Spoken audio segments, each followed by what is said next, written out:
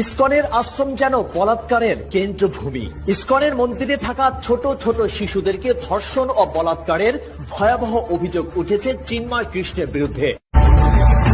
চিন্ময় কৃষ্ণের মতো উগ্রবাদী ভণ্ড সন্ন্যাসী যারা মন্দিরে আশ্রয় নেওয়া ছোট ছোট শিশুদের ধর্ষণ করে বেড়ায়, এমন সমকামী শিশুকামী ধর্ষকদের কথায় যদি বাংলাদেশের সাধারণ হিন্দুরা উঠবস করে, তাহলে এদেশের হিন্দুদের ভবিষ্যৎ অন্ধকার।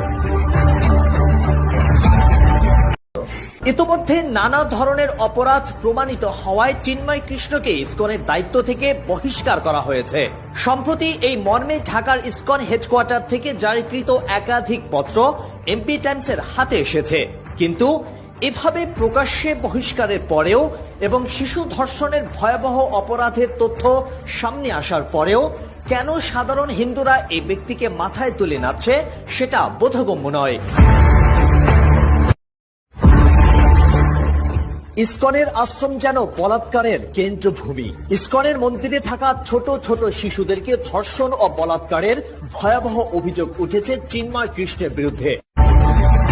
চিন্ময় কৃষ্ণের মতো উগ্রবাদী ভণ্ড সন্ন্যাসী যারা মন্দিরে আশ্রয় নেওয়া ছোট ছোট শিশুদের ধর্ষণ করে বেড়ায়, এমন সমকামী শিশুকামী ধর্ষকদের কথায় যদি বাংলাদেশের সাধারণ হিন্দুরা উঠবস করে, তাহলে এদেশের হিন্দুদের ভবিষ্যৎ অন্ধকার। ইতোমধ্যে নানা ধরনের অপরাধ প্রমাণিত হওয়ায় চিন্ময় কৃষ্ণকে ইসকনের দায়িত্ব থেকে বহিষ্কার করা হয়েছে। সম্প্রতি এই মর্মে ঢাকার ইসকন হেডকোয়ার্টার থেকে জারিকৃত একাধিক পত্র এমপি টাইমসের হাতে এসেছে। কিন্তু এভাবে প্রকাশ্যে বহিষ্কারের পরেও এবং শিশু ধর্ষণের ভয়াবহ অপরাধের তথ্য সামনে আসার পরেও কেন সাধারণ হিন্দুরা এই ব্যক্তিকে মাথায় তুলে নাচছে, সেটা বোধগম্য নয়।